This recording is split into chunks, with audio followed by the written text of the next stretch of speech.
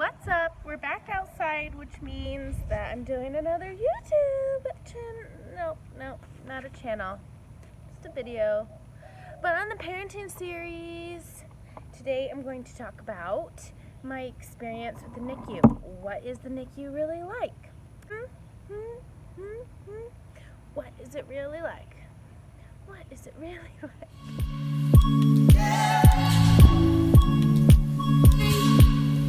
It's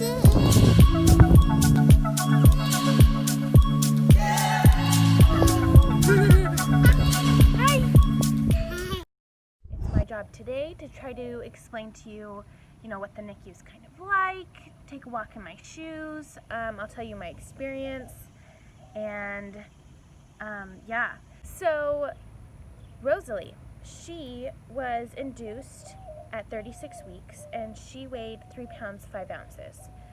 So she was almost immediately admitted to the NICU after birth. They laid her on my chest, and I was able to hold her for a couple seconds, maybe a minute or two. That might be pushing it. And she got put in the incubator and whisked off to the NICU with Curtis.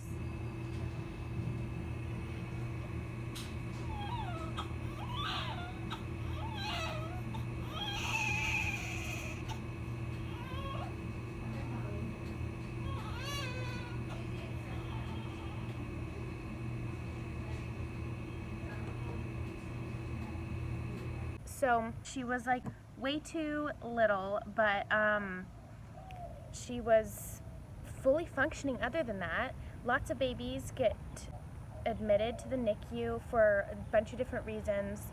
I know one has had, they've had collapsed lungs, because the lungs are like last to develop. They could be really premature, and there's just all kinds of issues with that.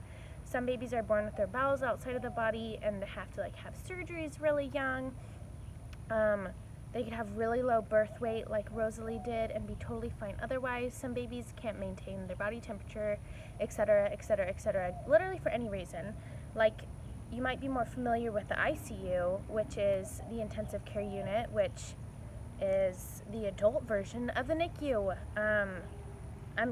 Yeah, so the NICU is neonatal, meaning like brand new baby unit for intensive care. It's supposed to be a temporary thing, like adults don't stay in the ICU for forever, and little babies don't stay in the NICU for forever. They're supposed to be able to get the babies to a point where they can ship them off and send them back home to the moms, who then have to figure out how to live with a baby. My relationship with Rosalie was not a typical newborn mom relationship. It was very different. I'll bother you. Precious baby. Her one eye is so smashed so hard. Oh. You're getting used to us touching you, huh? She's like, I can't be bothered. I'm sleeping. Oh my gosh. She's just so cute. I know. Oh. Aw, she's so soft. Oh, she moved her thumb. You try to hold her finger if she'll let you. You kind of have to help her uncurl her fingers. With me, Rosalie was my first kid, so this was a super odd experience. It felt wrong, because it is wrong. When you give birth to a baby, you don't typically send them off to grow up somewhere else, right? You carried that baby for however long, 9 months plus, could have gone after, due date, and it's really hard to then birth the baby and then have someone else they took Rosalie away. That's what it feels like. They took Rosalie away, they took my ability to take care of her away, and that's really scary, especially when we'd go to see her. She's hooked up to all these machines. She's got an NG tube, which is a little tiny tube that they stick down her nose and goes all the way to her stomach. They wanted to make sure she was getting in calories, and the way you get in calories is getting in lots of milk, and sometimes babies especially preemie babies. She was 36 weeks, but they can just get like super tired with eating, and you want them to not be spending a ton of calories trying to stay awake or trying to eat. So the NG tube is just a way to ensure the baby will get fed, whether or not they're conscious of it. Their belly is going to get full, and that's really weird. Like, let's be honest, that's super weird. Ugh. But to just describe what the NICU looks like, so it's a process to even get into the NICU. When I went for the first time, Curtis wheelchaired me over in my little wheelchair, and we had to like, sort of like an apartment buzzer thing, like buzz, and they're like, who is it? And it's like, hello, I'm here to see my baby. Like, it's my baby, let me in. And you had to wear a special bracelet, and then once they did buzz you and you had to wash your hands, just like we're trying to wash our hands really well after going, being at a grocery store because of COVID-19, you had to do those measures to get into the NICU. I can't even imagine what the NICU might be like. Maybe like no one's allowed in, just period. To go through like hazmat in order to get in to see your baby. I can't even imagine. But wash your hands, say your ABCs several times. They have little lockers there. You walk in, and then you see a bunch of baby bubbles. Sometimes they're in the actual bubble. Sometimes it's just like a crib bassinet thing, and they're like all wrapped up. And there would be some like babies on our left and some rooms to the right. And Rosalie's was like the second or third room on the right. We got a room. That was super nice. There's always the issue of like privacy versus like no privacy. You're in the NICU, and the point of the NICU is to have round the clock care. So even if you, like Curtis and I, would be in our little room, we'd have the door mostly closed, but you have to have it accessible for nurses to come in whenever. So any like bonding or nursing or whatever can be interrupted by strangers busting in, because Rosalie's like heart monitor little tab thing would just kind of like not be sticky anymore, and it would just like fall off, and then the machines would go like, ah! And you'd be like, what's going on? Like, as a mom, you're like, what's going on? Is my kid dying? The nurse just runs in, and she's like, no, everything's fine. I think it just required me to put that patch back on her. Anyways, but you have the baby bubbles. And apparently there's like a whole nother room that I never even saw that was like behind where the baby bubbles were, just for like babies that needed to just like not be bothered, period. Apparently Rosalie could be bothered because she was fine, other than the fact that she was really skinny. She was a really skinny chicken. It was really hard though, as a mom. You've had 9 months or however long to prepare yourself for the idea that you will now be forever responsible for this new human being that's being put into the world that can't do anything for themselves. But when your baby goes to the NICU, your rights and responsibilities to your kid is stripped away from you. And they try to like make it so that you're interacting, and they want you to nurse and whatever, but there's a reason that your baby's in the NICU, and depending on how accessible the NICU is for you, it might not be realistic. You might not be able to be very involved in your own child's life after birth until the baby's released to go home.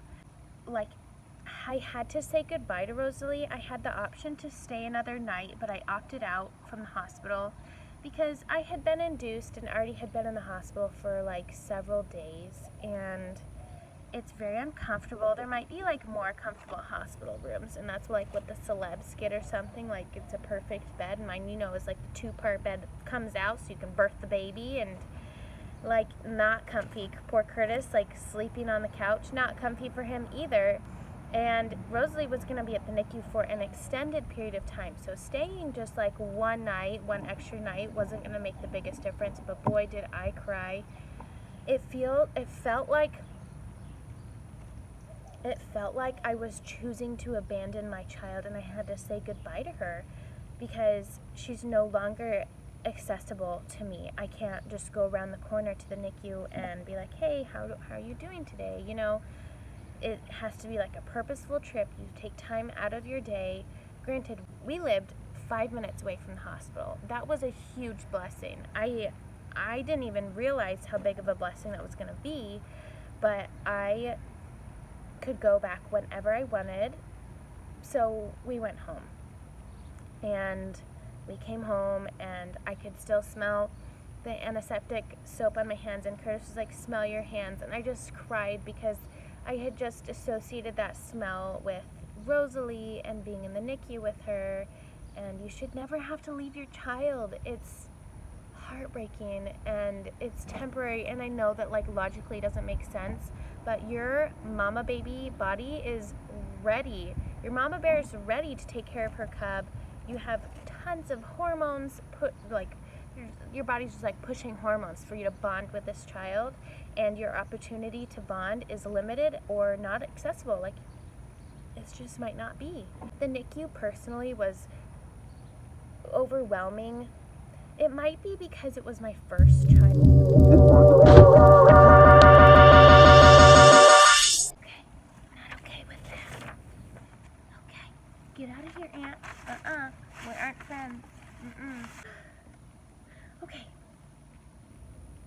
So, it might be because Rosalie was my first child, and there's like this association, like relationship you have to figure out where you stand as the mom, and like medicine, it's really hard to explain. You have to know where your boundary is.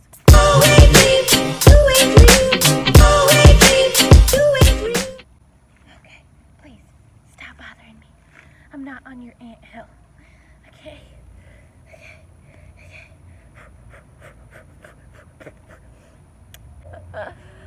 Okay, so you have to develop this boundary where you can say, that's enough, you've put my kid through enough, and I'm the mom and I get to make those decisions. Like, I am responsible for my child.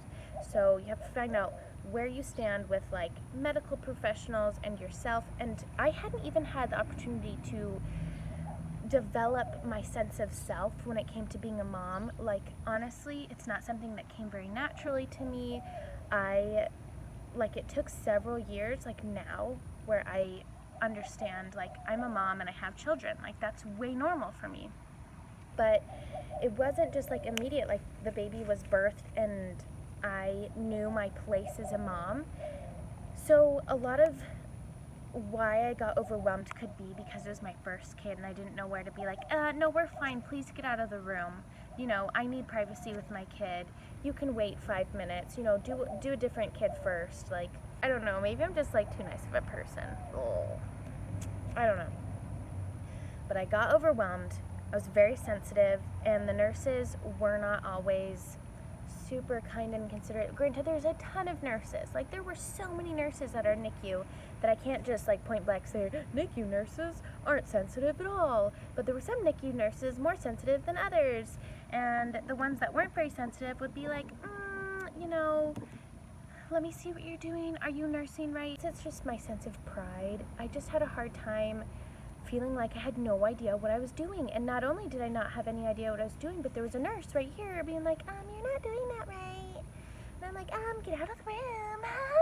It wasn't even like purposefully like negative, mean, or hurtful comments, but just like, are you wasting your baby like too much energy by trying to feed them a bottle? Like, I could do that way more efficiently. That's how I felt. Like, I wasn't taking things very logically. I don't think you can when you first give birth to a baby. Your emotions are everywhere.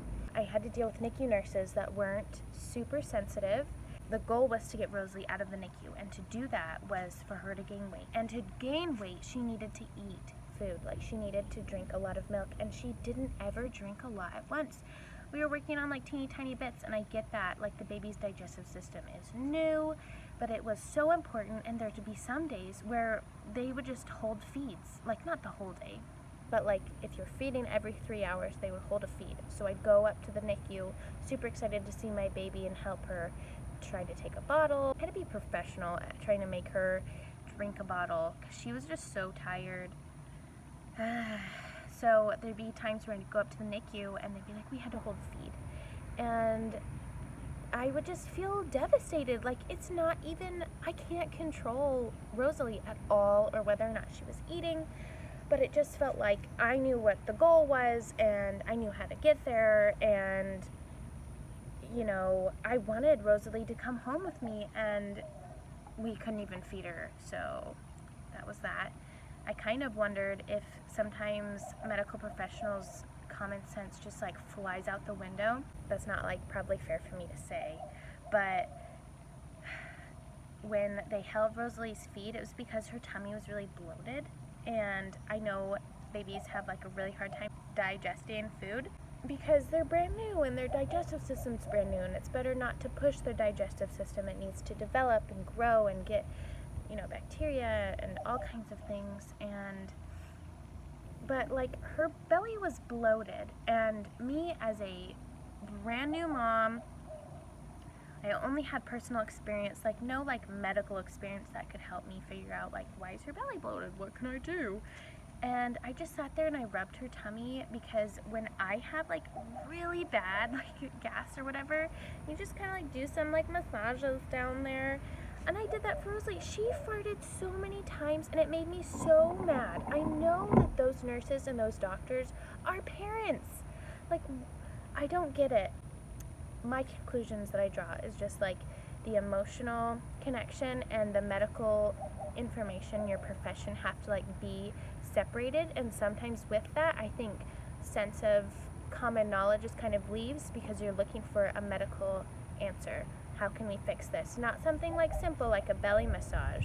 Is common sense a thing when they're a doctor? I know I've also heard about babies not being able to come home because they couldn't maintain their body temperature, which is super important, except the baby would be under an air conditioning vent, and of course you can't maintain your body temperature when you are naked in a diaper and having cold air conditioned air blown on top of you. Like, how can you expect that? Common sense, where did it go? I had a lot of mom guilt, just not being able to take care of my kid how she needed to be taken care of, and the fact that I couldn't take her home. But also something very important, if you are expecting a child, if you are pregnant, if you are thinking about getting pregnant, and you know the area that you're going to be living in, for the love of goodness, please ask everyone. Get on a Facebook page, start a group, whatever, about the moms in your area. Please get to know who is fantastic, like a fantastic pediatrician in your area, because I didn't realize this, and I think it is common sense, but I just didn't have it. I hadn't developed it yet since I hadn't had a kid. But they will not let you leave the NICU until you have a pediatrician set up and you have an appointment set up with that pediatrician. And when they want you to choose the doctor, if you're not familiar with the area, they'll just give you a list and say, choose. And the poor nurse that was trying to help me figure this out, she's like, I can just give you like unbiased information, and from there you can make like an educated type decision. And so she did, and I picked the wrong pediatrician. I picked a pediatrician that I would never, ever, ever recommend to anyone. So please, please, please go talk to everyone around you who has children. Ask who's a good pediatrician, because by the time you have the baby, you no longer have time to form your own opinion. You need to go ahead and form your own opinion as to who you'd like to be the baby's doctor.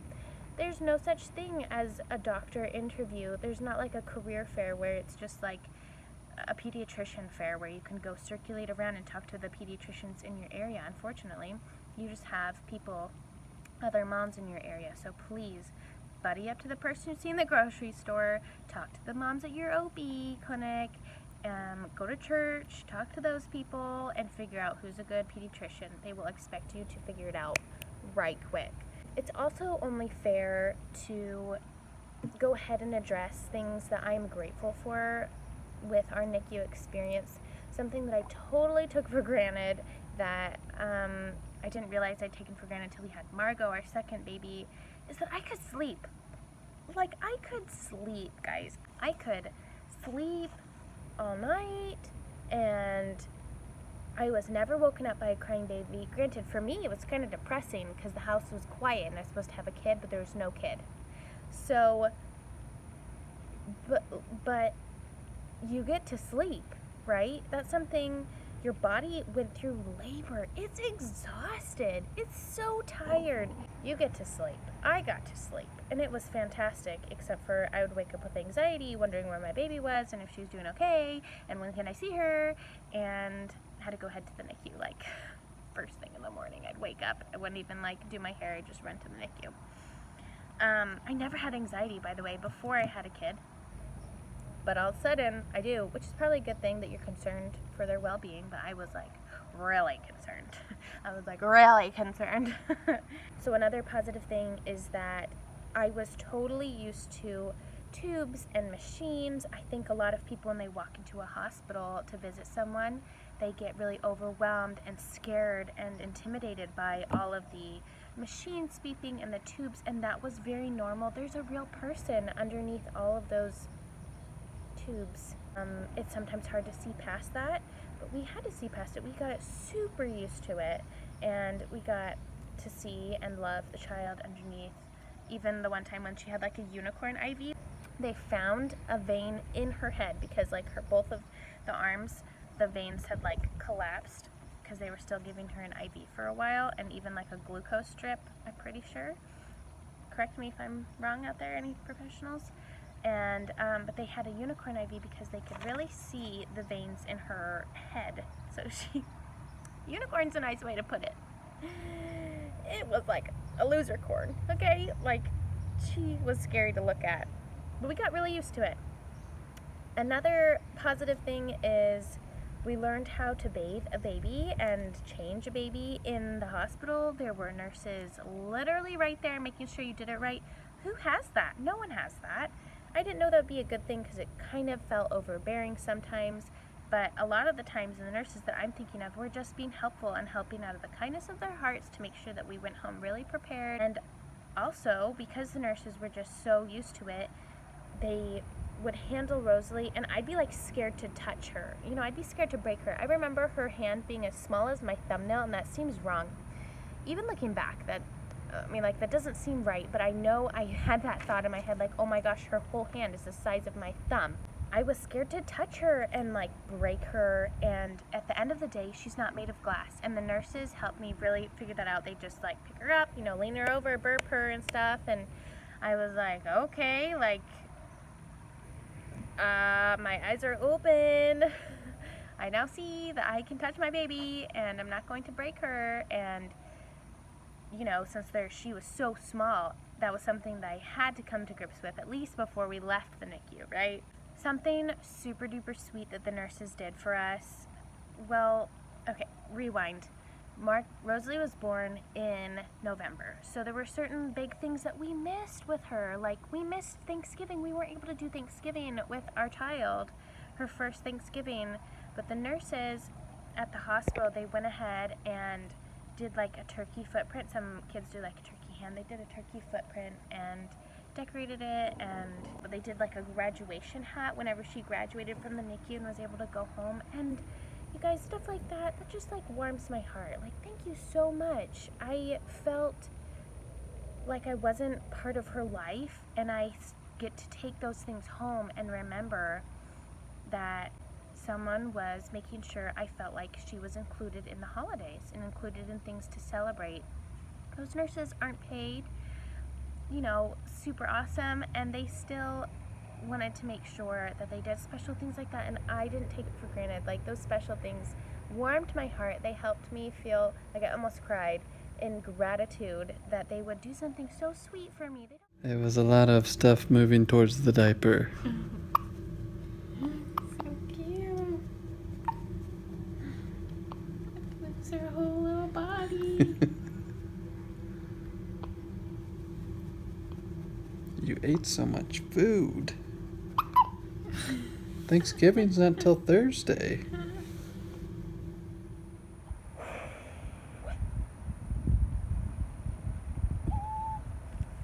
I did it. I stuck the landing. I got through talking about NICU without crying. It's a hard topic, guys. It was a tough thing. But thank you so much for watching. Please subscribe to my channel if you haven't already, because you want to. I plan on doing some more videos for this specific parenting series. I'm going to do a video on Rosalie, like continue her story. She had several like medical issues following, even though she like didn't technically leaving the NICU, which was super fun to deal with and crazy. And then I want to tell you guys about Margot's pregnancy and labor. Was it different? Was it the same? Compare and contrast. And yeah, thank you so much for watching, guys.